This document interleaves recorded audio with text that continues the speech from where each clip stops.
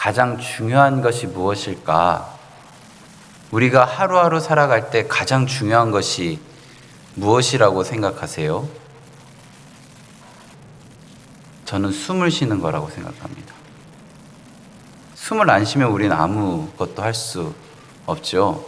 혹시 숨을 참고 가장 오래 견딜 수 있는 게 얼마나 될까? 우리 지금부터 한번 실험해 볼까요? 시작해서 이제 숨 참아볼까요? 우리는 길면 5분? 5분도 너무 길어요, 그죠? 한 1분? 이러면은 막 가슴이 답답해 오고 이런 상황들을 겪게 됩니다. 이런 것처럼 영적인 부분도 숨을 안 쉬게 되면 우리는 답답함을 느끼는 게 정상입니다. 그런데 만일에 죽게 되면, 이 신체가 죽게 되면 이 호흡을 안 한다는 것이 불편할까요? 안 불편할까요? 죽으면 이 호흡 자체가 불편함을 느끼지 않습니다. 호흡이 불편하다고 느낀다는 것이 우리가 살아있다라는 증거입니다. 영적인 것도 같습니다. 우리가 기도를 안 할 때 뭔가 답답함을 느낀다는 것은 우리가 영적으로 살아있다라는 증거입니다. 그런데 기도하지 않는데도 내가 살아가는 데 있어서 아무런 불편함이 안 느껴진다라는 것은 지금 영적인 건강 상태가 굉장히 적신호를 그렇게 보여주고 있는 것이기 때문에 우리의 삶 가운데 내가 기도하는 것이 나에게 있어서 어떤 상황들로 다가오고 있는지를 우리는 한번 점검해 볼 필요가 있습니다. 제가 여기 계신 분들 누구를 이렇게 지칭하는 것은 아닌데요. 혹시 조심스러운 마음으로 마음을 전하는데, 제가 새벽 예배 이제 설교를 하려고 이제 오면 5시에 이 자리에 오거든요. 근데 이미 이 자리에서 기도하고 계신 분들이 몇 분 계십니다. 그분들이 각자의 자리에서 기도를 하고 계시는데요. 그 모습이 제 마음 가운데 참 귀하다라는 생각이 들었습니다. 그분들뿐만 아니라 우리 강례교회의 그 새벽 예배에 와서 기도로 시간들을 채워가는 분들이 귀하다라고 생각되어졌습니다. 왜냐하면요, 그분들의 기도의 호흡이 강례교회의 기도의 호흡이라고 생각했습니다. 그리고 제가 알기로는 건강상의 이유나 거리적인 문제로 인해서 새벽 예배 이 현장에 나오지는 못하지만 저희들이 나눠드리는 그 유튜브 링크를 통해서 같은 시간에 들어와서 그 기도의 마음을 나누는 분들이 제법 많습니다. 저희들이 생각하는 것 이상으로 많습니다. 그분들의 그 모습이 참 귀하다라는 생각을 합니다. 왜냐하면 그 모든 것들이 다 우리 강례교회의 호흡이라고 생각하기 때문입니다. 이 자리에 있는 모든 분들이 지금 그 호흡을 함께 하고 있는 것입니다. 누군가는 호흡이 좀 거칠 수도 있습니다. 누군가는 호흡을 잘 하실 수도 있고요. 누군가는 그 호흡이 좀 어색하실 수도 있습니다. 하지만 다 호흡을 하고 있다라는 사실을 우리는 기억해야 합니다. 제가 그 기도에 대해서 지금 계속 말씀을 드리고 있는데요. 세상에 있는 모든 사람들은 사실 기도를 합니다. 왜냐하면 자신의 이 연약함과 부족함과 결핍을 느끼기 때문이죠. 근데 세상에 있는 많은 기도들, 불교, 유교, 아니면 무속 신앙에도 기도가 있는데요. 그 기도와 우리가 하는 기도의 차이점을 하나로 정리해 보라고 한다면 저는 이렇게 정리하고 싶습니다. 기도가 그들과 다른 것은 주어가 다르다. 내가 무엇을 하겠습니다 하는 세상의 기도, 내가 이렇게 하기를 원합니다 하는 세상의 기도가 아니라 우리의 기도는 하나님은 어떻게 생각하십니까? 예수님이라면 이러한 상황 속에 어떻게 하시겠습니까? 성령님은 이러한 상황을 우리에게 어떻게 보여주기를 원하십니까? 라고 물어보는 주어 자체가 다르다라고 설명할 수 있습니다. 우리의 기도는 어떻습니까? 주어로 두고 있는 것이 무엇인지를 우리는 생각해 보아야 합니다. 호흡을 하고 있는데 그 호흡이 잘 잘 이루어져 가기 위한 첫 번째는 나의 기도의 주어가 무엇인가, 기도가 하나님인가, 예수님인가, 성령님인가를 우리는 점검해 보아야 합니다. 우리가 추석 연휴가 끼어 있어가지고요, 우리 2주 전에 어떠한 이야기를 나누었냐면 이렇게 기도하면 안 됩니다 라는 제목으로 함께 이야기를 나눴는데 다 기억을 하시죠? 그 기억을 한번 이렇게 되살려 보려고 합니다. 그 마태복음에 보면 5장부터 7장까지를 산상수훈이라고 하는데요, 그 안에는 많은 교훈들이 담겨져 있습니다. 그 5장에서 7장까지의 내용을 천천히 읽어보면 우리가 신앙생활을 잘 할 수 있는 방법들을 소개하고 있는데요, 이 성경은 읽어갈 때 그 여러 테마들을 써놓는데 가장 중요한 것을 가운데에 넣는 그런 문학적인 기법이 있습니다. 그러면 5장과 6장과 7장 중에 가장 중요한 것은 어디에 넣을까요? 6장이요. 6장에 있어요. 6장에는 구제, 기도, 금식 이렇게 세 주제가 나오거든요. 자, 그러면 구제, 기도, 금식 중에 가장 중요하게 생각되어지는 것은 무엇일까요? 가운데 있는 기도입니다. 그러니까 이 5장에서 7장까지 신앙생활 잘할 수 있는 방법을 예수님께서 알려주시는데 그 중에 가장 중요한 핵심이 무엇이냐면, 신앙생활 잘할 수 있는 핵심이 무엇이냐면 기도라는 것입니다. 그래서 이제 예수님께서 작정을 하시고 기도를 이렇게 해라 라고 이야기하시는데요, 이렇게 기도하라 라고 하기 직전에 어떤 이야기를 하시냐면 이렇게 기도하지 말라 라는 얘기를 먼저 하십니다. 그 본문은 우리가 먼저 저번 2주 전에 함께 나눴는데요, 기억을 되살리는 마음으로 6장 5절에서 9절까지 말씀, 우리 성경 있는 분들은 펴서 읽어보시면 좋을 것 같습니다. 6장 5절에서 9절까지 말씀 함께 천천히 읽어보도록 하겠습니다. 또 너희는 기도할 때에 외식하는 자와 같이 하지 말라. 그들은 사람에게 보이려고 회당과 큰 거리 어귀에 서서 기도하기를 좋아하느니라. 내가 진실로 너희에게 이르노니 그들은 자기 상을 이미 받았느니라. 너는 기도할 때에 내 골방에 들어가 문을 닫고 은밀한 중에 계신 내 아버지께 기도하라. 은밀한 중에 보시는 내 아버지께서 갚으시리라. 또 기도할 때에 이방인과 같이 중언부언하지 말라. 그들은 말을 많이 하여야 들으실 줄 생각하느니라. 그러므로 그들을 본받지 말라. 구하기 전에 너희에게 있어야 할 것을 하나님 너희 아버지께서 아시느니라. 그러므로 너희는 이렇게 기도하라 라고 하면서 이야기를 진행합니다. 자, 2주 전에 했던 것 기억해 보세요. 이렇게 기도하지 말라고 할 때 두 부류를 얘기를 합니다. 첫 번째 부류가요, 외식하는 자. 외식하는 자처럼 기도하지 말라라고 이야기하는데요, 이 외식하는 자의 특징은 사람들이 많은 곳에서 두 손을 번쩍 들고 이렇게 나 기도하고 있어요 라고 알리면서 하는 그러한 기도를 하는 사람의 모습을 보여주는데요, 이 6장 5절을 우리가 조금 쉽게 쓰여진 책이 새번역 성경이거든요. 우리 6장 5절 말씀 함께 새번역 성경으로 읽어보도록 하겠습니다. 너희는 기도할 때에 위선자들처럼 하지 말아라. 그들은 사람들에게 보이려고 회당과 큰 길 모퉁이에 서서 기도하기를 좋아한다. 내가 진정으로 너희에게 말한다. 그들은 자기네 상을 이미 다 받았다. 우리 개역개정 성경, 우리가 읽는 이 성경에는 외식하는 자라고 기록되어진 이 표현을 새번역 성경에는 무엇이라고 표현했냐면 위선자라고 표현합니다. 조금 더 와닿지 않으세요? 이렇게 위선자, 우리 2주 전에 했던 이야기를 기억해 보시면 외식하는 자, 위선자라는 뜻은 무엇이냐면 가면을 쓰고 있는 사람을 의미합니다. 이런 무대에서 가면을 쓰고 연기를 하는 사람들, 그 사람들은 무엇이에요? 자신의 표정을 감추죠. 자신의 진짜 모습을 감춥니다. 가면을 쓰고 나 이런 사람이에요 라고 알립니다. 왜 그럴까요? 기도는요, 하나님께 영광을 올려드리는 그러한 우리들의 몸부림입니다.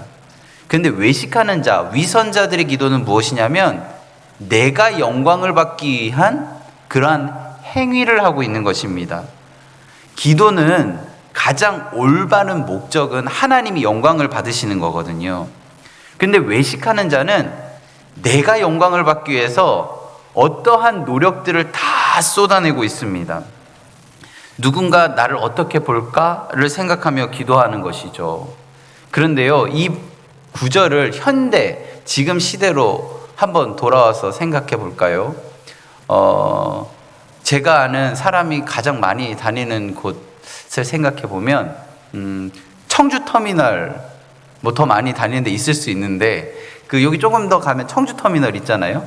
거기에 저한테 가운을 빌려 입어서 이렇게 도포자락 같은 이런 옷을 입고 사람 많이 다니는 데서 두 손을 번쩍 들고 기도하는 겁니다. 내가 영광을 받을까요? 아마 지나가는 누군가가 경찰에 신고해서 조금 도움이 필요하신 분이 있는 것 같다라는 신고를 하고 어느 순간 경찰이 와서 데려가지 않을까요? 이게 좀 우스꽝스러운 모습입니다. 지금 이 외식하는 자의 모습으로 이 성경에 기록되어진 모습이 그러면 나는 위선자, 외식하는 자처럼 기도하지 않는구나 하고 이 부분을 넘길 수 있을까를 생각해 볼 때 외식하는 자, 위선자의 특징은 이러한 행위를 하는 이유를 생각해 보면 됩니다. 무엇이냐면 나를 봐달라는 거거든요. 내가 이렇게 기도하는 것을 알아달라라는 거거든요. 혹시 기도할 때 내 기도하는 모습이 누구한테 어떻게 보여질까를 생각하면 그 모습은 외식하는 기도입니다. 이런 분 혹시 있을 수 있습니다. 원래는 꾀꼬리 같은 목소리를 하면서 대화를 하는데 기도만 하면 주 예수 그리스도께서 이렇게 중저음으로 막 거룩한 목소리로, 그리고 어떤 누군가는 사실은 마음속에 담아내고 있는 이야기는 다른데 사람들이 듣게 큰 소리로, 저는 큰 소리로 기도하는 게 나쁘다는 게 아니에요. 내 마음과는 다른 그러한 모습들을 하는 이 모든 것들이 사실은 외식하는 자의 기도의 모습입니다. 우린 이러한 모습들을 조금씩 알아가면서 고쳐가면 됩니다. 그래서 이 외식하는 자의 기도의 또 특징들이 이렇게 성경 많이 보신 분들이 그런 기도들을 많이 하시는데요. 그 전에 이렇게 알고 있는 성경적 지식을 기도에 막 쏟아내기 시작합니다. 하나님 성령론에 따르면 주님께서 이렇게 하신다고 하셨는데, 그리스도론에 따르면 이렇다고 하셨는데, 잠언의 분이 이렇다고 하는데, 이렇게 자기의 성경 지식을 그냥 혼자 생각하면 되는데 막 쏟아내는 그런 것들이 외식하는 자의 기도의 모습입니다. 다 동일하죠. 나 이런 사람이에요. 나 이런 기도할 수 있어요. 라고 하는 기도들은 다 외식하는 자의 기도. 더 중요한 것은요, 그렇게 나에 집중하다 보면 하나님에게 집중하지 못합니다. 혹시 그런 모습들이 혹시 내 안에 있는 것 같다면 조금씩 바꿔가면 됩니다. 두 번째로 언급하는 사람들은 이방인들입니다. 이방인의 기도에 대해서는 중언부언을 한다, 말을 많이 하여야 하나님 들으실 줄 생각한다라는 구절로 이 이방인의 기도를 설명하고 있는데요. 이 이방인들의 기도는 외식하는 자의 기도와 반대입니다. 외식하는 자의 기도는 나에게 초점이 맞춰져 있다면, 이 이방인들의 기도는 초점 자체는 하나님에게 맞춰져 있습니다. 신에게 맞춰져 있습니다. 그런데 이 이방인들의 기도의 특징은 이 하나님을 조정하려고 합니다. 이방인들의 특징이 중언부언, 말을 많이 하여야 내 말을 들을 것이라고 생각하는 이 표현이 뭐냐면, 하나님 이쯤에는 이렇게 해주셔야 되는 거 아니에요? 하나님 제가 이 정도 노력했는데요, 이 정도 주셔야 되는 거 아니에요? 하나님 이쯤에는 이런 응답을 주셔야 되는 거 아니에요? 하나님 이쯤에는 비를 내려주셔야 되는 거 아니에요? 이렇게 하나님을 뭔가 설득하면서 조정하려고 하는 그런 기도의 모습들을 보여주는 게 이방인의 기도의 모습인데요. 그 모습을 중언부언이라고 하는데, 새번역 성경에는 무엇이라고 표현하는지 우리 같이 읽어보겠습니다. 6장 7절 말씀입니다. 너희는 기도할 때에 이방 사람들처럼 빈말을 되풀이하지 말아라. 그들은 말을 많이 하여야만 들으실 줄로 생각한다.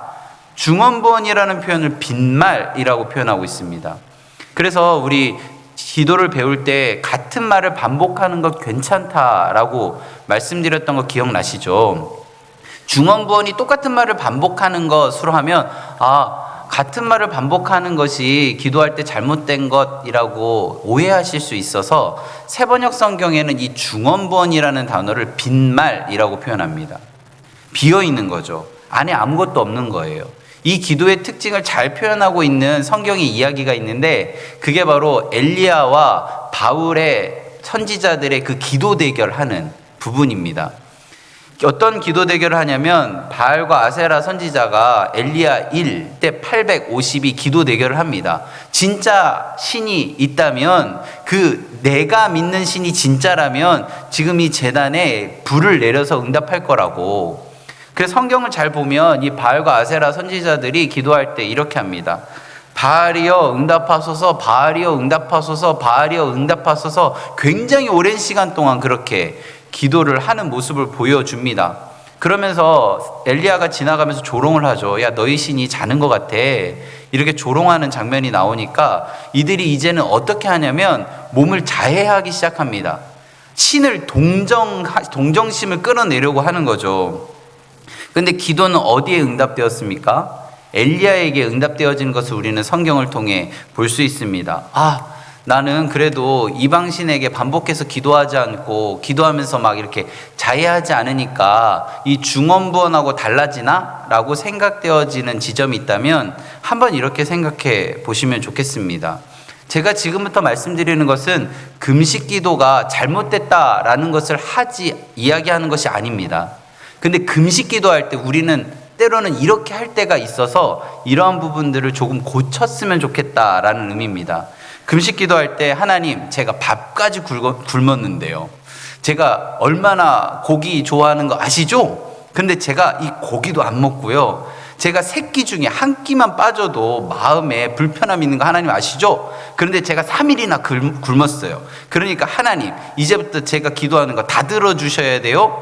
이렇게 혹시 기도하시지는 않겠지만 그렇게 기도하고 싶은 마음이 간절하게 들 때가 있습니다. 그때 그 기도가 중언부언하는 기도입니다. 빈 기도라는 것이죠. 그 기도는요, 법당에서 3000배 하는 거와 다르지 않습니다. 그리고 정화수를 떠놓고 아침마다 기도하는 것과 다르지 않습니다. 우리의 금식 기도는 나중에 기회가 되면 제가 더 말씀을 드리겠지만 하나님을 기쁘시게 하기 위한 기도입니다. 그래서 금식에 대한 부분을 제가 하지 마세요, 금식 기도 하지 마세요가 아니라 그 금식이라는 내가 밥을 굶는 어떤 행위로 하나님의 마음을 끌어내려고 하는 마음들이 있다면 그것은 이방인의 기도와 다르지 않다. 그래서 그런 부분이 있다면 조금 고쳤으면 좋겠다라는 이야기를 드립니다. 그리고 세 번째로요, 이제 주기도문을 같이 공부할 건데요. 이 주기도문을 살펴볼 때 우리는 이러한 모습을 할 때가 있습니다. 제가 초등학교 때 여름 성경학교를 갔는데 밥 먹기 전에 어떻게 했냐면요. 주기도문을 한 글자라도 틀리면 밥을 안 줬어요. 그래서 하늘에 계신 이렇게 하다가 틀릴 때 있잖아요. 그럼 다시 왼뒤로 이렇게 하면서 결국 한 끼를 제가 못 먹었거든요. 그 의미는 무엇인지 압니다. 그 선생님들이 어떻게 해서든지 어릴 때 주기도문을 잘 암송하게 하려는 그 의도는 제가 잘 알고 있습니다. 그런데 이렇게 무언가 기도문이나 성경에 있는 이야기들을 공부하거나 알거나 마음에 새길 때 형식주의에 빠질 확률이 높습니다. 토시 하나 틀려도 괜찮거든요. 그리고 뭔가 잘못해도 천국 가는데 아무 문제 없습니다. 그래서 오늘 우리가 같이 오늘부터 살펴보는 이 주기도문에 대한 이야기들을 할 때 우리가 형식주의에 빠지지 않았으면 좋겠습니다. 왜냐하면요, 마태복음에도 주기도문이 기록되어 있고요, 누가복음에도 기록되어져 있습니다. 그럼 어느 것으로 우리가 외워야 될까요? 다 해도 됩니다. 그리고 지금 우리는 주기도문을 한국말로 번역된 두 번째 개정판으로 우리는 암송하고 있는데 예전에는 다른 버전으로 우리가 주기도문을 했었잖아요. 둘 다 괜찮습니다, 사실은. 그리고 뭐 영어로 할 수도 있고 라틴어도 할 수도 있습니다. 그러니까 우리 너무 형식주의에 빠지게 되면 진짜 의미를 모를 수 있다라는 것입니다.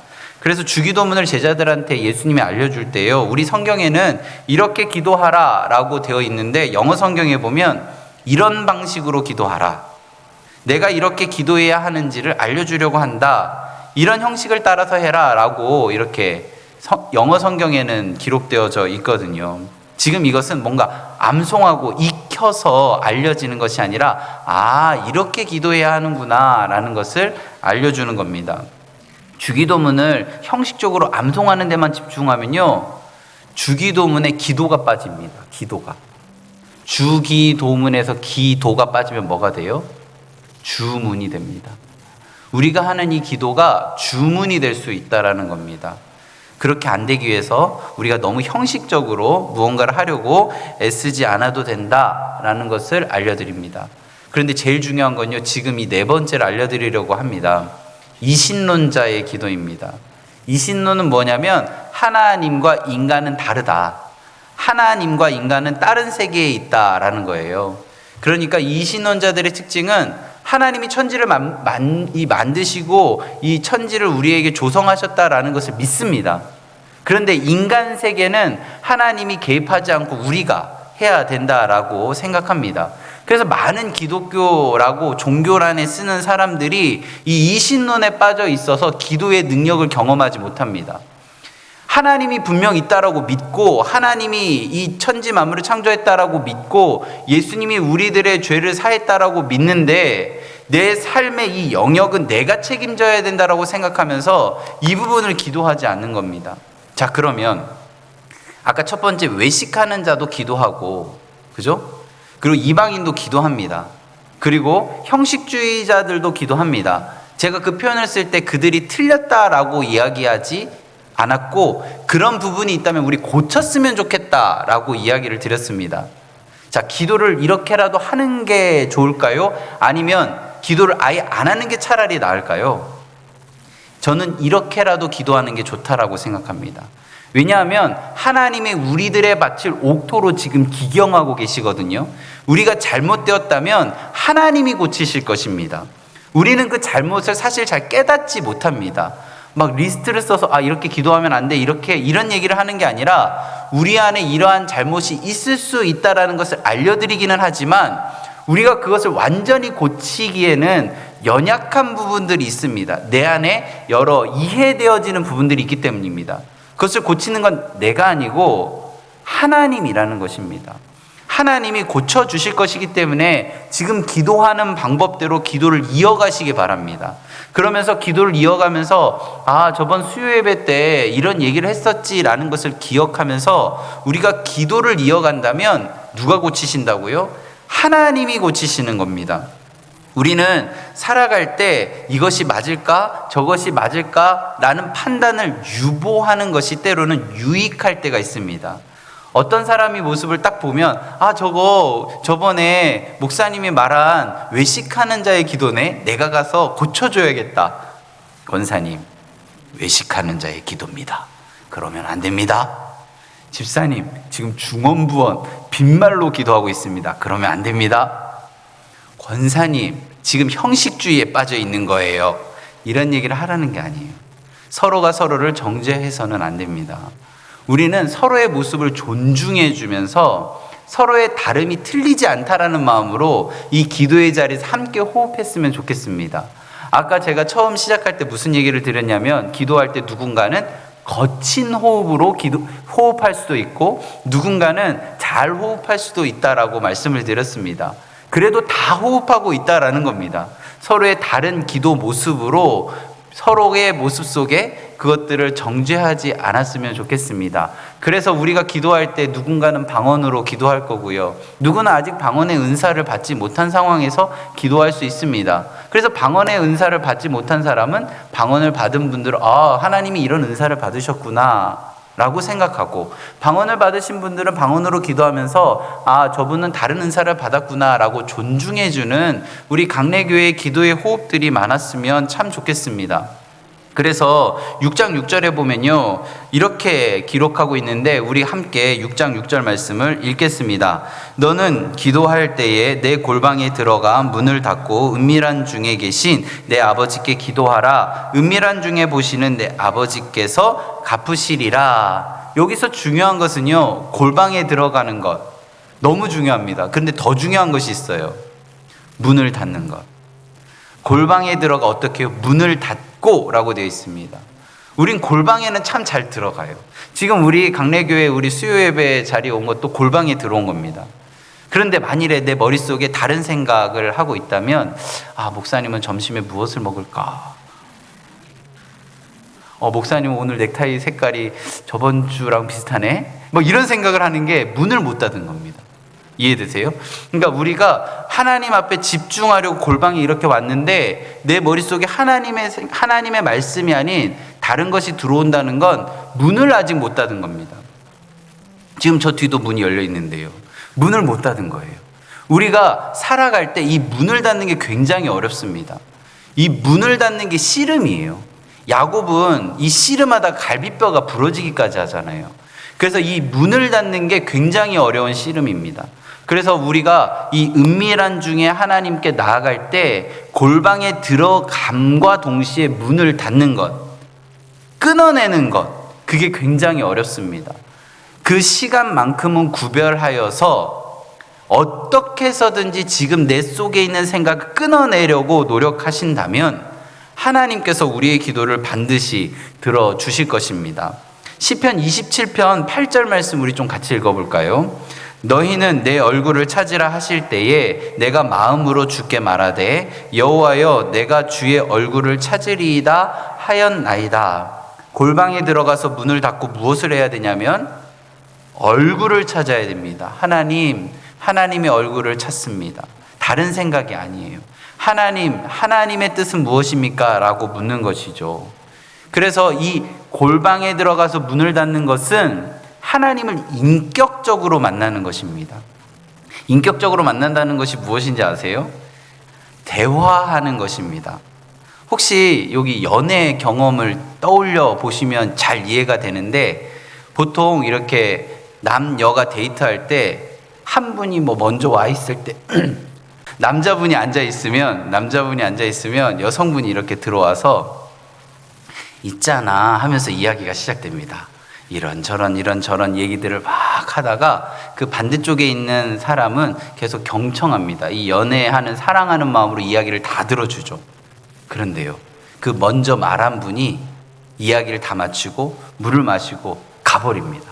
얼마나 황당한 상황이에요? 그죠? 우리의 기도가 그러지 않습니까? 하나님께 하나님 저 이렇게 하고 있는데요, 하나님 이거 참 좋지 않아요? 하나님 이러이러 대화를 막 쏟아내면 하나님이 다 들어주십니다. 다 들어주시는데 예수님 이름으로 기도합니다 하고 가버리는 거예요. 우리는 기도할 때 듣는 기도를 해야 됩니다. 하나님 이것을 어떻게 생각하시죠? 하나님의 뜻은 무엇입니까? 라고 묻는 것이죠. 그래서 기도할 때 중요한 것이 골방에 들어가 문을 닫는 것입니다. 왜냐하면 문이 열려 있으면 빨리 나가고 싶거든요. 내 생각이 지금 다른 데 매여 있기 때문에 우선은 빨리 하나님한테 다 이야기를 드리고 나는 그것을 해야 되거든요. 그래서 골방에 들어가 문을 닫고 기도하는 우리가 되어야 합니다. 문을 닫는 몸부림이 우리 강례교회 이 자리에 있기를 바랍니다. 그래서 우리가 살아갈 때 여러 소통의 과정 속에 오늘 주기도문은요, 예수님이 가르쳐 주신 가장 대표적인 기도인데 그 기도의 내용들을 보면 다 듣는 기도입니다. 자, 보세요. 어떻게 기도하냐면 너는 나를 누구라고 생각하느냐? 나는 너에게 무엇이냐? 라고 질문을 받습니다. 그때 이렇게 하는 것이죠. 하늘에 계신 우리 아버지입니다. 그러니까 이 주기도문은요, 듣는 기도의 대표적인 것인데 이 듣는 기도를 더 정확하게 말하면 하나님의 질문을 듣고 대답하는 기도라고 보시면 됩니다. 그래서 주기도문 한 문장 한 문장이 듣는 기도, 하나님의 질문에 대답하는 기도라는 거죠. 다음 문장 한번 보면요, 이렇습니다. 그렇다면 내가 참으로 원하는 것이 무엇이냐라고 하나님께서 묻습니다. 그때 이렇게 대답하는 거죠. 아버지의 이름이 거룩히 여겨지는 것과 아버지의 나라가 임하는 것과 아버지의 뜻이 알려지고 이루어지는 것입니다 라고 대답하는 거죠. 그래서 기도가 우리가 이제 바뀌어야 하는 거죠. 내 생각을 막 쏟아내는 것, 그 기도 너무나도 중요하고 좋습니다. 그런데 우리가 아까 읽었던 마태복음 6장의 내용을 보면 하나님 아버지가 이미 어떻다고요? 알고 계시다라고 하고 있습니다.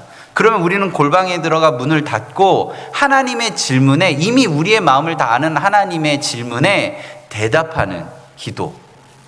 그래서 골방에 들어가 문을 닫고 내 생각이 끊어지지 않는다면 주기도문을 한 문장 한 문장 마음을 다해 기도로 올려드리는 것이 참 중요합니다. 그래서 기도문을 적어 볼 필요도 없고요. 주기도문을 한 문장 한 문장 정한 시간에 하나님 앞에 암송하는 것이 아니라 올려드리는 것, 그것이 굉장히 중요한 기도입니다. 제가 이전 교회에서 90이 넘은 우리 성도님께 신방을 갔는데요, 저를 손을 잡고 방마다 다니는 것입니다. 그러면서 침대에 갔더니 주기도문이 적혀 있고, 서재에 갔더니 주기도문이 적혀 있고, 그 식탁에 갔어도 그 유리 밑에 주기도문이 적혀 있고, 소파 옆에도 주기도문이 적혀 있는 거예요. 그래서 제가 집사님 왜 이렇게 하셨어요? 라고 물어보니까 저는 좋은 기도를 못해요. 멋진 기도는 못합니다. 그런데 예수님이 알려주신 이 기도문을 한 문장 한 문장 정성을 담아 하나님께 올려드립니다 라는 표현을 쓰더라고요. 저는 그래서 그때 느꼈습니다. 아, 이분은 골방에서 문을 닫고 기도하시는 분이구나. 하나님께 대답하는 기도를 하고 계시구나 라고 이야기했던 시간들이 있었습니다. 우리는 화려한 미사옥으로 써서 기도하시지 않아도 괜찮습니다. 왜요? 하나님이 이미 다 알고 계시니까요. 하나님이 또 이렇게 물어보세요. 내가 진정 필요한 것이 무엇이냐? 라고 물어보면 우리에게 일용할 양식을 주시고, 우리가 우리에게 잘못한 자를 용서한 것 같이 우리 죄를 사하여 주시고, 우리를 시험에 들게 하지 마시고 악에서 구하소서. 주기도문 이렇게 듣는 기도, 대답하는 기도입니다. 하나님께서 우리에게 이렇게 또 마지막으로 질문하세요. 내가 이렇게 담대한 기도를 드릴 수 있는 근거가 무엇이냐? 내가 이런 담대한 인생을 살 수 있는 근거가 무엇이냐? 라고 하면, 왜냐하면 나라와 권세와 영광이 아버지께 있기 때문입니다. 그래서 우리는 이렇게 담대한 기도를 드리며 이렇게 담대한 인생을 살려고 합니다. 모든 것이 주께 있기 때문입니다. 라고 기도하는 것이죠. 주기도문은 하나님을 찾는 기도입니다. 그래서 제가 이제 수요일마다 주기도문 한 문장 한 문장을 함께 살펴보며 나누어 보려고 합니다. 하나님께서는 먼저 이렇게 기도하지 말라 하셨습니다. 누구와 같이요? 외식하는 자들과 같이, 이방인들과 같이. 근데 저는 이 예수님의 마음을 담아서 여기 계신 모든 성도님들께 그렇게 이야기해 드리고 싶습니다. 내 스스로 나를 판단하지 않았으면 좋겠습니다. 내가 외식하는 자처럼 기도하나? 내가 이방인처럼 기도하나? 내가 형식주의자처럼 기도하고 있나? 그런 생각을 내려놓고 그저 하나님께 호흡하는 마음으로, 내 거친 호흡일지라도, 내 모습이 때로는 어떠한 외식하는 자 같을지라도 그 기도의 시간을 이어가시기 바랍니다. 그러면 하나님께서 우리를 다듬어 주시고 기경하셔서 하나님의 방법으로 고쳐주실 것입니다. 그러면 하나님 안에서 우리가 주기도문을 한 문장 한 문장으로 답해 나간다면 하나님께서 다 알고 계셨구나, 하나님께서 나를 다 이끌어 주셨구나 라는 것을 우리는 알게 됩니다. 그래서 기도하면서 놀라운 체험 많이 하셨으면 좋겠습니다. 우리가 기도하면서 하나님의 간증거리가 많았으면 좋겠습니다. 우리 같이 이제 찬양하겠는데요, 우리 2주 전에도 했던 찬양입니다. 이 찬양의 가사를 보면 이렇게 되어 있습니다. 나의 기도하는 것보다 더욱 응답하실 하나님, 나의 생각하는 것보다 더욱 이루시는 하나님. 우리 이 찬양 함께 하면서 하나님께